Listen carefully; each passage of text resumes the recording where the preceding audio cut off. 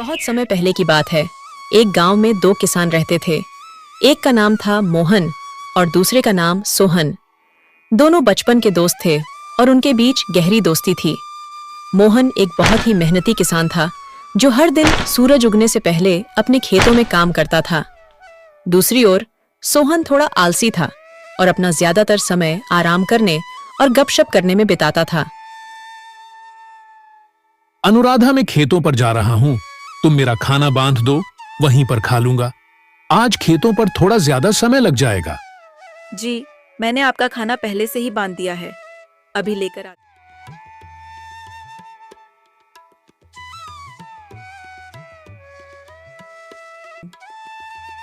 यह लीजिए, आपका खाना और समय निकाल कर खा लेना। मैंने आज सरसों का साग रोटी और तुम्हारी मनपसंद लहसुन की चटनी बनाई है। अच्छा ठीक है, अब मैं जाता हूं। तुम बच्चों को स्कूल छोड़ाना। जी, आप बच्चों की बिल्कुल चिंता मत कीजिए, मैं उन्हें स्कूल छोड़ आऊंगी। आप बस अच्छे से सारा काम निपटाकर जल्दी घर आ जाना।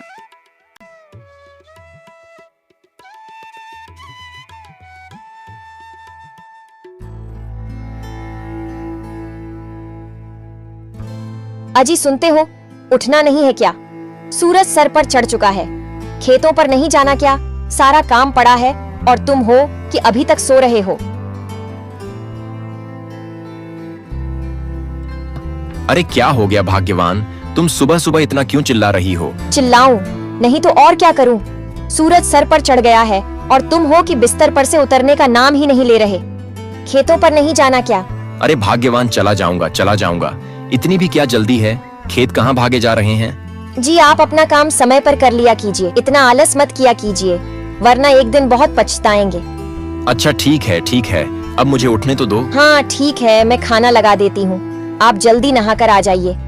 इसके बाद खेतों पर भी जाना है। सारा काम ऐसे ही पड़ा हुआ है। पूरे गांव में सबसे देर से हमारी ही फसल आती है, सिर्फ आपके आलसीपन की वजह से। अब बस भी करो, सुबह से सुनाई ही जा रही हो चला जाऊंगा। अभी नहाने तो दो।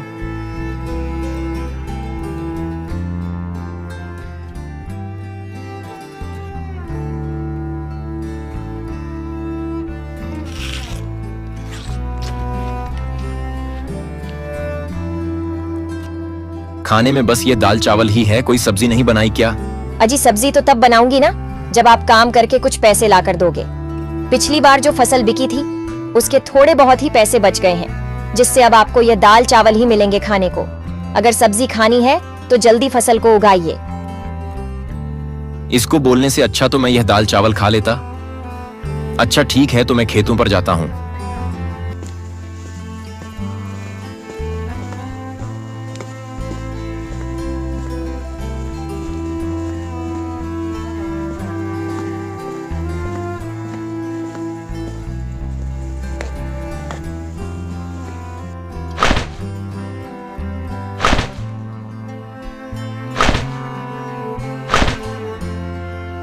अरे मोहन भाई, आज ही सारा खेत जोत डालोगे क्या? कुछ कल के लिए भी छोड़ दो। हाँ सोहन भाई, बस थोड़ा सा ही और खेत बचा है, उसको आज ही जोत दूंगा ताकि कल से मैं अपने खेतों में बीज लगा सकूं।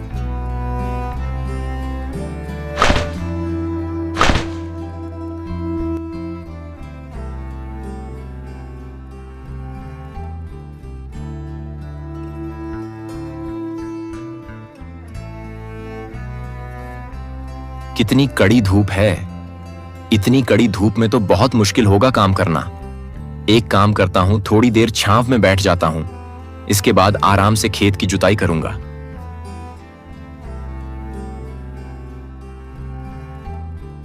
चलो अब थोड़ी सी जुताई कर लेते हैं।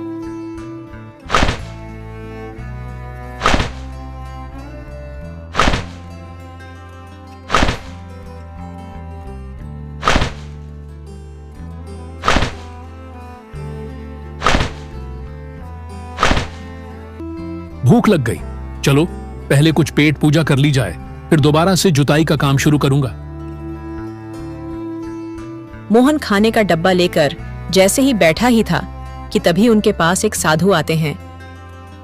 अरे बेटा, बहुत भूख लगी है, कुछ खाने को मिलेगा क्या? साधु महाराज, मेरे पास ज्यादा कुछ तो नहीं है।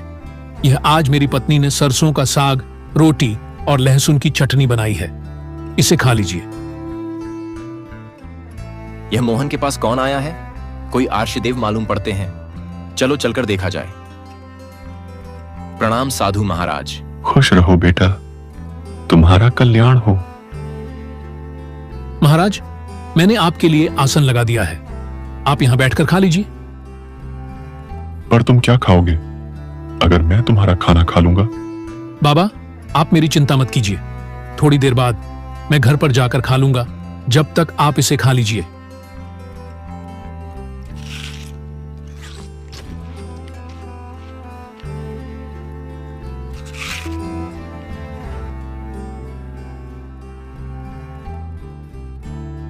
साधु महाराज, मेरी पत्नी ने भी आज दाल चावल बनाए हैं। बहुत ही स्वादिष्ट खाना बनाती है। यह लीजिए।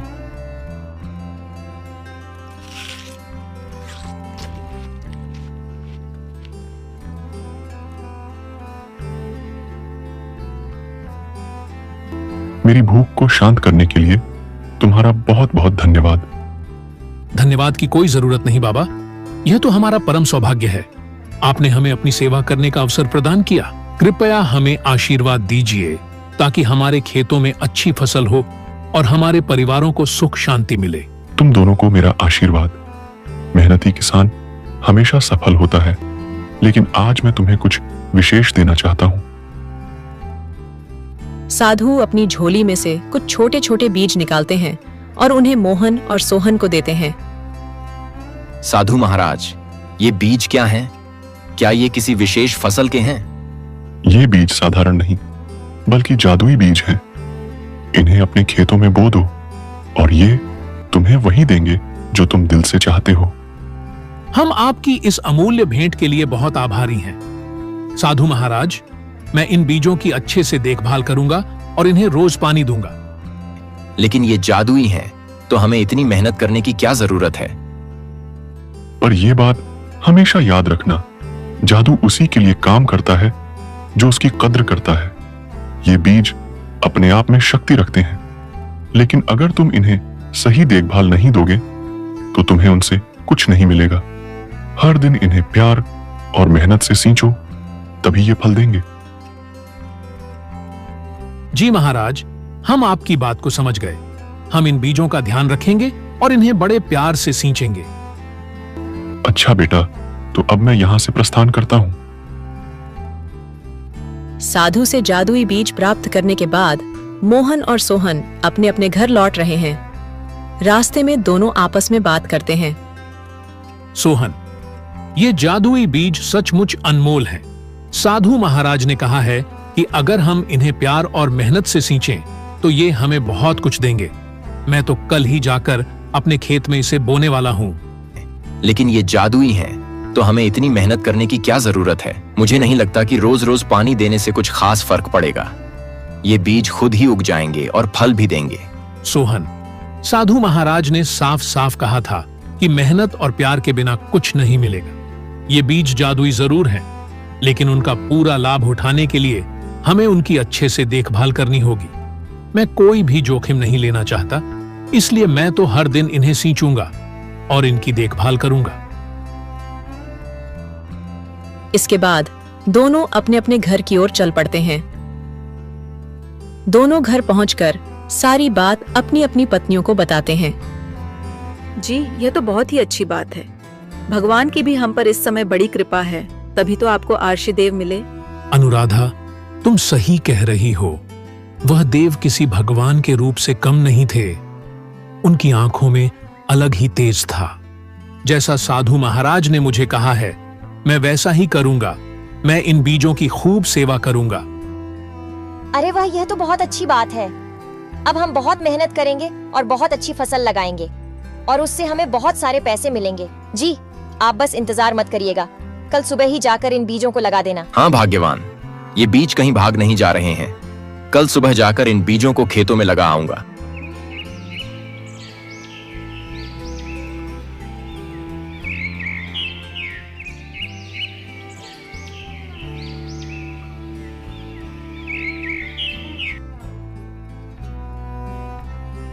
मैं आज खेत में थोड़ा ज्यादा समय बिताऊंगा। साधु बाबा ने जो जादुई बीज दिए हैं उसे आज मैं खेत में बोने जा रहा हूं। मुझे लगता है अगर हम इस बीज की अच्छे से देखभाल करें तो हमें बहुत लाभ मिलेगा। ये तो बहुत अच्छी बात है। आप जल्दी जाइए और यह लीजिए, आपका खाना समय निकाल कर खा लेना।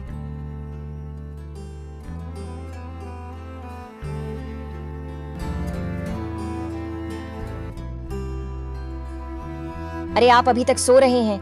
आज खेतों में बीज रोपाई करनी है और आप अभी तक सो ही रहे हैं। चलिए जल्दी उठिए, आपने बताया था ना कि साधु महाराज ने आपको जादुई बीज दिए हैं। जल्दी उठिए, चलिए। हाँ हाँ भाग्यवान, उठ रहा हूँ। मुझे सब याद है, तुम क्यों मुझे बार बार याद दिला रही हो? जी आप ऐसे निश्चिंत होकर सो रहे हैं, मुझे लगा आप सब भूल गए होंगे। नहीं, मैं कुछ नहीं बोला हूँ, मुझे सब याद है। तुम खाना लगाओ, मैं तैयार होकर आता हूँ।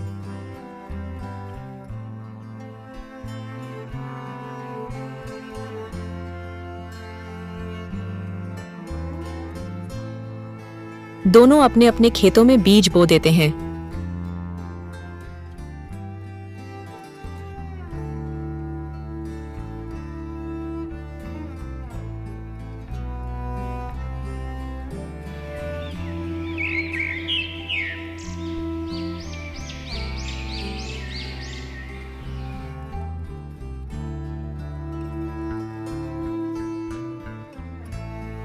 जी खेतों का काम अच्छे से निपट गया ना?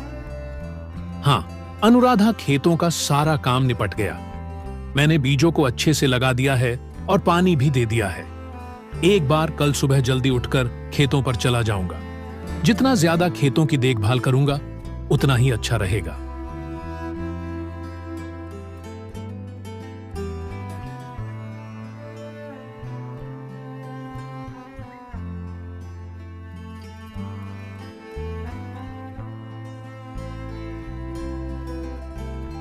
तुमने आज खेत में बीज बो दिए?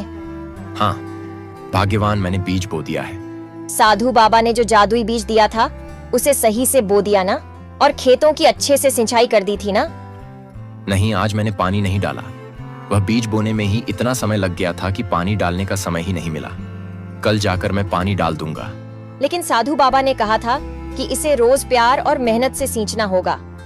अगर आप इसकी देखभाल नहीं करेंगे तो यह कैसे बढ़ेगा? तुम चिंता मत करो, वह जादुई बीज है, उसमें कोई खराबी नहीं होगी। तुम बेकार चिंता कर रही हो। साधु बाबा ने कहा है कि बीज जादुई है। मेहनत के बिना कुछ भी हासिल नहीं होता। तुमने देखा नहीं मोहन कितनी लगन से अपने खेत में काम करता है। अगर तुम भी मेहनत करोगे तो हमारे खेत में भी अच्छे फसल आएंगे। मैं कल जाकर उनमें पानी डाल दूंगा। मोहन ने अपने बीज को खेत में बो दिया और हर दिन उसे पानी देने लगा, उसकी देखभाल करने लगा। उसने अपने बीज को ऐसे सींचा जैसे वह उसका बच्चा हो। दूसरी ओर सोहन ने भी बीज बो दिया, लेकिन उसने सोचा कि बीज तो जादुई है, इसलिए उसे ज्यादा मेहनत करने की जरूरत नहीं। उसने सिर्फ कभी कभार ही अपने खेत में पानी डाला और बाकी समय आराम करता रहा। कुछ महीनों बाद मोहन के खेत में सुंदर सुंदर बैंगन की फसलें आई, जो देखने में बहुत ही मोटी, ताजी और हरी भरी थी। उन बैंगनों का साइज आम बैंगन से काफी बड़ा था। उन्हें देखकर मोहन बहुत खुश हुआ। मोहन ने यह बात घर जाकर अपनी पत्नी को बताई। उसकी पत्नी भी बहुत खुश हुई और वह दोनों बैंगन की फसल तोड़ने के लिए एक साथ अपने खेतों में आए। जी सच में यह तो बहुत ही सुंदर बैंगन की फसल आई है।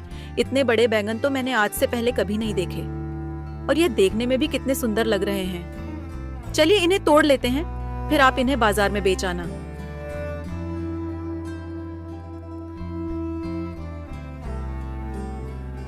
दोनों बैंगन की फसल तोड़ने में लग जाते हैं और देखते ही देखते उनकी टोकरी बैंगन से भर जाती है।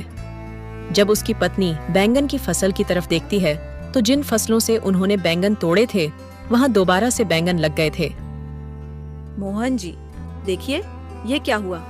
अभी हमने इन फसलों से इतने सारे बैंगन तोड़े थे, ये देखिए इनमें दोबारा से बैंगन आ गए। ये तो सच में जादुई बीज है। लगता है इनकी फसलें कभी खत्म नहीं होती। हाँ अनुराधा, यह तो सच में जादुई बीज है। अभी तो हमने इतने सारे बैंगन तोड़े थे और फिर इतने सारे बैंगन आ गए।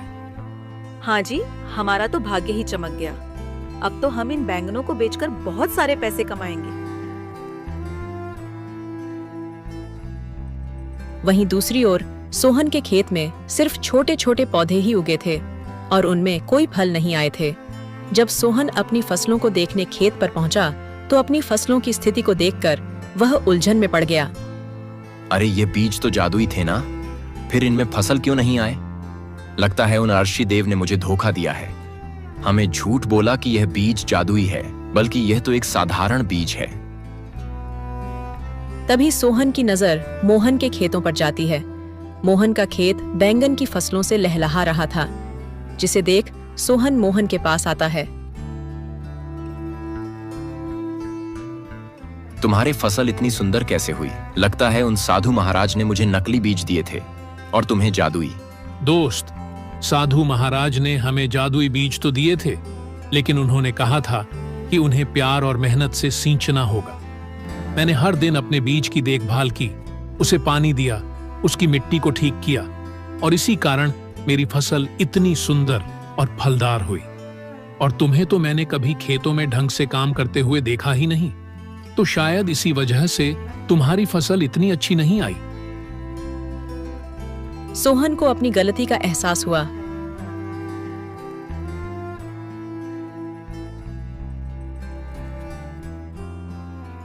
अरे नहीं, मैंने यह क्या कर दिया? यह बीज तो सच में जादुई है। मैंने इन बीजों का ढंग से ध्यान नहीं दिया, इसलिए इन्होंने मुझे फल भी नहीं दिया। यह सब मेरी ही गलती है। अगर मैंने इन बीजों का अच्छे से पालन पोषण किया होता तो आज मेरे भी खेतों में मोहन के खेतों की तरह फसलें लहरा रही होती।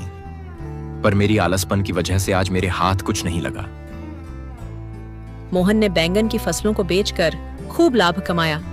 वहीं दूसरी तरफ सोहन को शिवाय पछतावे के उसके हाथ और कुछ नहीं लगा।